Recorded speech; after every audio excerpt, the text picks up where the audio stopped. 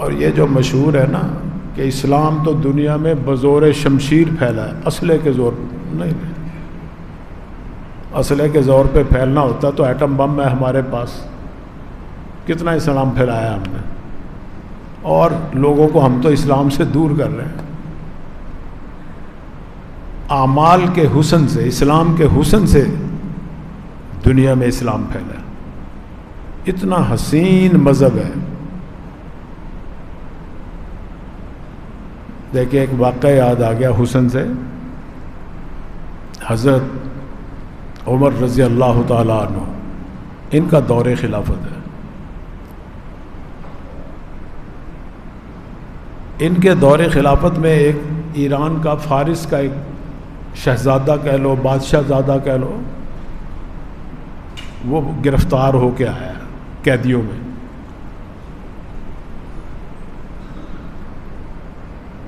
اور قیدی بھی تھے، اس میں وہ شہزادہ بھی گرفتار ہوا، پیش کیا گیا حضرت عمر کے عدالت میں۔ اب حضرت عمر رضی اللہ تعالیٰ بڑے سمجھدار، دانشبین، دور اندیش خلیفہ تھے، ان کی خلافت کے جو سنہری کارنامے ہیں نا آج آپ کو یورپ کے ملکوں میں نظر آئیں گے۔ اسلام کے، مسلمانوں کے ملک تو خالی ہیں اس سے، ورنہ انہوں نے جو جو اصلاحات کی سب سے پہلے اپنے دور میں، وہ محکمے آج یورپ میں نظر آئیں گے۔ عدل و انصاف، وعدہ نبھانا، کرپشن سے پاک معاشرہ، یتیموں کے حقوق، بیواؤں کے حقوق، رفائی ادارے قائم کرنا، پولیس کا ادارہ قائم کرنا، بیت المال قائم کرنا، بے شمار ایسے اصلاحات جو یورپ اس پہ عمل کر رہا ہے، ہم اور آپ محروم ہیں اس سے۔ یورپ نے اپنی ساری غلاظت ہمیں دے رکھی ہے، سود کی شکل میں، زنا کی شکل میں، فحاشی کی شکل میں، عریانی کی شکل میں، آزادی کے نام پہ عورتیں بھی ہماری، مرد بھی، بچے بھی، ساری اس لہر میں بہہ رہے ہیں۔ اور خود وہ ہمارے جو اچھے اعمال تھے مسلمانوں کے اس دور کے، اس پہ عمل کر کے ترقی یافتہ ممالک بنے ہوئے ہیں۔ تو وہ شہزادہ جب آیا آپ کے سامنے تو آپ نے سمجھا کہ بھی اگر یہ مسلمان ہو جائے نا تو اس سے اور بہت سے لوگ مسلمان ہو جائیں، اسلام کو بڑی تقویت ملے، کیونکہ بڑا آدمی مسلمان ہو جائے نا تو اس سے پھر اس کے قبیلے والے، خاندان والے، کہ لشکر کے لشکر مسلمان ہوئے ہیں ایسے۔ تو حضرت عمر رضی اللہ تعالیٰ عنہ نے سب سے پہلے اس کو دعوت دی اسلام کی کہ بھی اسلام قبول کر لو تو وہی حقوق ملیں گے جو میرے حقوق، ہر شہری کے برابری کے حقوق۔ تو وہ اس نے انکار کر دیا، کہتا نہیں میں مسلمان نہیں ہوتا۔ اچھا بھی مسلمان نہ ہو، کیونکہ کوئی تلوار رکھ کے تو اسلام میں ہے ہی نہیں یہ حکم کہ گلے پہ تلوار رکھو اور کہو ہو مسلمان، نہیں، لا اکراہ فی الدین، دین کے اندر جبر نہیں۔ لیکن جب آپ نے دین قبول کر لیا نا پھر جبر آئے گا۔ جب آپ اپنی خوشی سے، اپنی مرضی سے اشہد ان لا الہ الا اللہ و اشہد ان محمد رسول اللہ کا اقرار کرتے ہو، اب تو تمہیں پھر تم نے کہا سر تسلیم خم ہے اللہ اور اللہ کے نبی کے حکم کے آگے، تو کرو سر تسلیم خم۔ جب اقرار کر لیا، عہد کر لیا اللہ سے، اب اگر خلاف ورزی کرو گے تو اب سزا بھی ملے گی۔ یہاں نہیں یہ عہد پڑی جائے گی لا اکراہ فی الدین، قرآن میں تو آیا جی دین میں جبر نہیں۔ تم کیوں زبردستی نمازیں پڑھاتے ہو مجھ، کیوں کہتے ہو کہ چلو جماعت کے ساتھ پڑھو، مسجد میں چلو؟ بھیا اللہ کا حکم ہے اقیم الصلاۃ، نماز قائم کرو، یہ ریاست کی ذمہ داری ہے۔ زکوٰۃ لینا ریاست کی ذمہ داری ہے۔ بہت ساری ذمہ داریاں ریاست کے اوپر آتی ہیں، وہاں آپ پہ جبر بھی کیا جائے گا، تشدد بھی کیا جائے گا۔ سزاؤں کا نظام اسی کا حصہ ہے۔ چور کو سزا ملے گی، ڈاکو کو سزا ملے گی، زانی کو سزا ملے گی، شرابی جوئے کو سزا ملے گی، معاشرے کو تندرست رکھنے کے لیے۔ تو حضرت عمر نے ان سے کہا کہ بھائی اسلام قبول کر لو. انکار کر دیا صاف. کوئی ناراض نہیں ہوئے آپ. فرمانے لگے اچھا بھی ٹھیک ہے, تو اپنی مرضی کا سودا ہے, نہیں قبول کرتے نہ صحیح, لیکن اب پھر تمہیں ذمہ بننا پڑے گا ہمارے ماتحت رہ کر ہمارے قانون کے مطابق زندگی بسر کرنی پڑے گی. جزیہ بھی دینا پڑے گا, ٹیکس ہوتا ہے, جو ذمہ ہوتا ہے اس کو ٹیکس بھی دینا پڑتا ہے. مسلمان کو تو زکوٰۃ دینی پڑتی ہے, اور جو کافر ذمہ ہوگا ہمارا اسے جزیہ, اس کو ٹیکس کہتے ہیں. جو بھی اس وقت کا حاکم مقرر کر دے, 1 روپیہ کر دے, 10 روپیہ کر دے, 100 روپے سالانہ کر دے, وہ دینا پڑتا ہے. اس نے اس سے بھی انکار کر دیا کہ نہیں, میں ٹیکس بھی نہیں دوں, ذمہ بھی نہیں دوں, میں غلامی نہیں قبول کروں گا تمہارا. اچھا, کہتے پھر تو بھئی آخری آپشن یہی ہے کہ پھر ہم تمہیں قتل کریں گے. تم نے مقابلہ کیا ہمارے بھی کئی مسلمان شہید ہوئے ہیں, اب تم گرفتار ہو گئے ہماری, چاہے مسلمان ہو جاؤ چاہے ذمہ بن جاؤ, نہیں تو پھر قتل ہونے کے لیے تیار ہو جاؤ. کہتا ٹھیک ہے میں قتل ہوں گا. حضرت عمر نے جلاد کو حکم دیا کہ لاؤ تلوار, کرو اس کا سر قلم. آ گیا جلاد. اب وہ شہزادہ کہنے لگا کہ اے مسلمانوں کے امیر, میری ایک خواہش ہے, قتل تو میں نے ہو ہی جانا, موت تو میری یقینی ہے,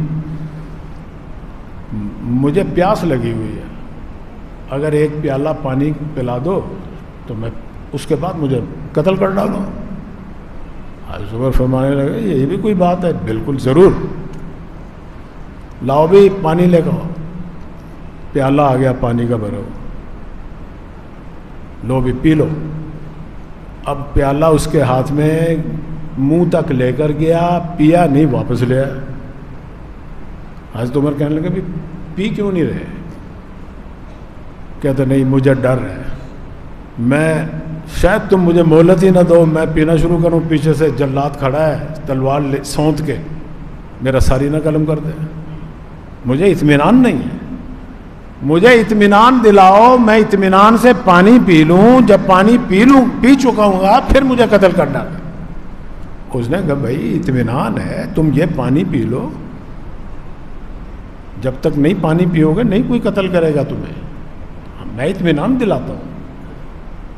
اس نے جب ان کے الفاظ سنے نا, جھٹ سے پانی نیچے گرا دیا, پیالہ الٹا دیا. لکھا ہے کہ حضرت عمر فرماتے ہیں کہ زندگی بھر عمر کو کسی نے دھوکہ نہیں دیا سوائے اس شہزادے نے, ایک دفعہ دھوکہ کھایا اس نے. اب وہ شہزادہ کہنے لگا ہاں عمر, آپ نے تو وعدہ کیا میرے ساتھ, اطمینان دلایا مجھے کہ جب تک یہ اس پیالے کا پانی نہیں پی لوں گا تم مجھے نہیں قتل کرو گے. اب پانی تو وہ زمین پی گئی, ماربل تو نیچے لگا ہوا نہیں تھا, زمین کچی تھی, اسی وقت پی گئی. اب پانی وہ آئے, میں پیوں, پھر مجھے قتل کر سکتے ہو, ورنہ نہیں قتل کر سکتے. تو اور بھئی اس دور کے کفار کو یقین تھا کہ مسلمان جھوٹ نہیں بولتا, وعدہ خلافی نہیں کرتا, امانت میں خیانت نہیں کرتا. وہ تو منافقوں کی نشانی تھی اس دور میں, اللہ کے نبی نے فرمایا. حضرت عمر سمجھ گئے کہ بھی مجھے بھائی اس نے دھوکہ دیا ہے, چلو ٹھیک ہے. آپ نے اپنا, کیونکہ اللہ کے نبی کا فرمان ہے الکریم اذا وعد وفا, کریم شریف آدمی وہ ہوتا ہے جب وعدہ کرتا پورا بھی کرتا ہے اسے. آج کل تو آپ کہتے ہیں نا وہ وعدہ ہی کیا جو وفا ہو, وعدہ تو وہ ہوتا ہے پورا ہی نہ کرو اسے, وہ وعدہ ہی رہے قیامت تک. اللہ کے نبی کا فرمان ہے کہ آیت المنافق ثلاثہ, منافق کی پکی ٹھکی 3 نشانی ہے. اذا کذب, اذا وعد اخلف, اذا حدث کذب, وَإِذَا وَعَدَ أَخْلَفَ وَإِذَا اؤْتُمِنَ خَانَ أَوْ كَمَا قَالَ. جب بات کرے گا جھوٹ بولے گا, وعدہ کرے گا خلاف ورزی کرے گا, امین بناؤ گے تو بددیانت نکلے گا، خیانت کرے گا، پکی ٹھکی نشانی ہے تین۔ تو حضرت عمر نے اس کو آزاد کر دیا کہ جاؤ بھائی تم آزاد ہو، جہاں مرضی جاؤ تمہارا دل کرے۔ ادھر سے انہوں نے آزادی دی، ادھر سے وہ شہزادہ کہتا اشہد ان لا الہ الا اللہ و اشہد ان محمد الرسول اللہ، کلمہ پڑھ لیا، مسلمان ہو گیا۔ دیکھو تلوار کے زور سے نہیں مسلمان کیا انہوں نے، اپنے عمل کے نور سے انہوں نے اسے منور کیا، مسلمان ہو گیا۔ اب جب مسلمان ہو گیا، لوگوں نے پوچھا کہ بھئی جب حضرت عمر نے تجھے کلمہ پیش کیا تھا، دعوت دی تھی اسلام کی، اس وقت کیوں نہیں اسلام قبول کیا؟ اس نے کہا کہ اس وقت میں اسلام قبول کر لیتا تو میرا ملک والے کیا کہتے ہیں، عوام میری رعایا، کہتا ڈر گیا ہمارا بادشاہ، اسلحے کے زور پر، تلوار کی نوک پر اس نے وہاں جا کے کلمہ پڑھ لیا۔ میں نے حضرت عمر کو پہلے بے دست و پا کیا، بالکل انہیں ہتھیار ڈلوا دیے کہ مجھے کسی طرح بھی قتل کرنا چاہے۔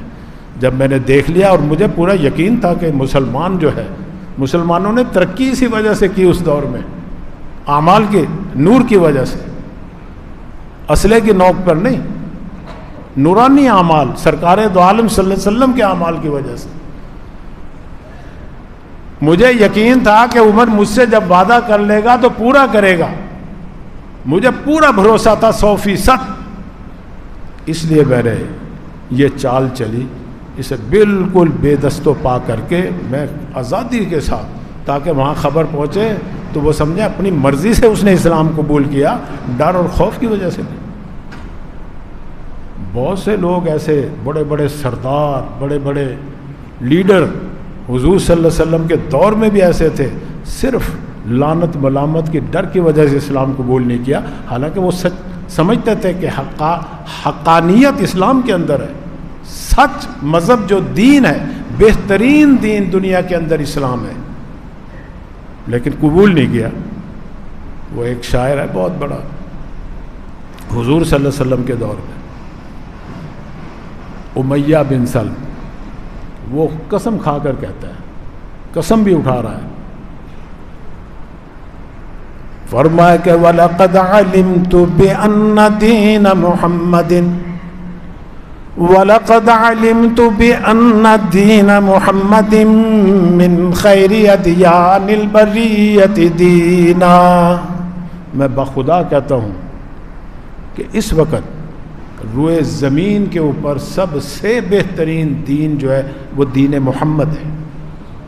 اچھا بھی دین محمد بہترین ہے، تو تعریف کر رہا ہے، قبول کر لے، قبول کیوں نہیں کرتا پھر تو؟